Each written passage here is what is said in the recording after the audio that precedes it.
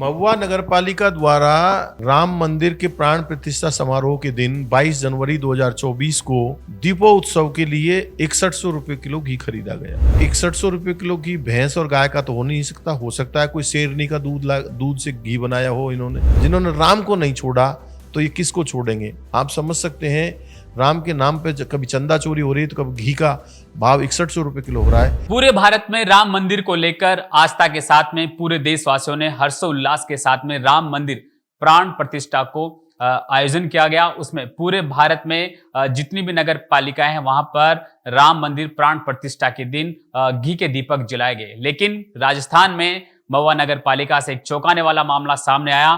प्राण प्रतिष्ठा के दिन 6100 रुपए किलो का घी खरीदा गया और घी के दीपक जलाए गए। सवाल यह है, इतना महंगा घी आखिर आया कहां से?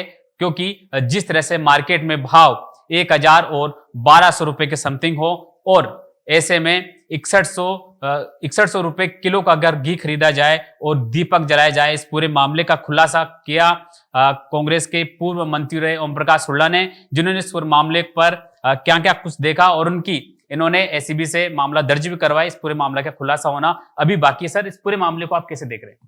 महुआ नगरपालिका द्वारा राम मंदिर के प्राण प्रतिष्ठा समारोह के दिन 22 जनवरी 2024 को दीपोत्सव के लिए 6100 रुपए किलो घी खरीदा गया। अब 6100 रुपए किलो घी भैंस और गाय का तो हो नहीं सकता। हो सकता है कोई शेरनी का दूध से घी बनाया हो इन्होंने। और लगातार अधिकारी भ्रष्टाचार में लिप्त होते जा रहे हैं वहां के क्षेत्रीय नेताओं की सह के कारण। बार बार शिकायत होने के बावजूद भी कोई कार्रवाई नहीं हो रही थी, तो मैंने एसीडी की में अपनी दस्तक लगाई और एसीडी में जाकर के शिकायत दर्ज कराई। एसीडी में इस देसी घी के मामले में मुकदमा दर्ज कर लिया है। वहां के एडिशनल एसपी श्री ज्ञान सिंह जी आए और उन्होंने जांच की, उन्होंने दस्तावेज उठाए, उन्होंने बिल लिए और बिल लेने के बाद इस शिकायत को सही माना और सही मान करके इसकी अब जांच कर रहे हैं।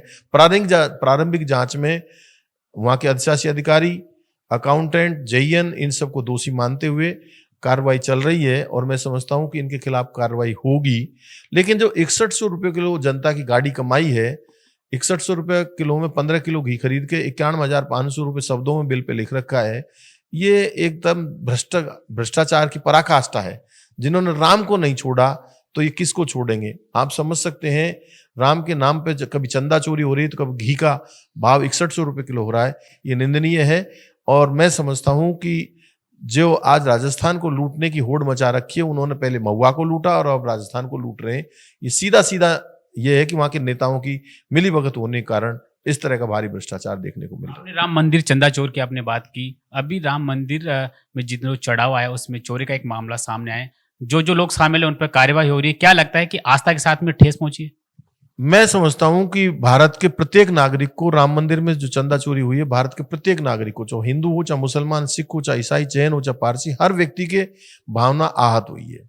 और भावना आहत इसलिए हुई है कि जिस आस्था से वो दान करके आता है कोई व्यक्ति और उसमें भी चंदा चोरी हो, तो ये एक निंदा का काम है। ये आध्यात्म को एक तरह से कचरे में ढकेलने वाली बात है। इसलिए मैं आग्रह करूंगा कि अच्छी बेटर जांच होनी चाहिए और दोषियों के खिलाफ कार्रवाई होनी चाहिए।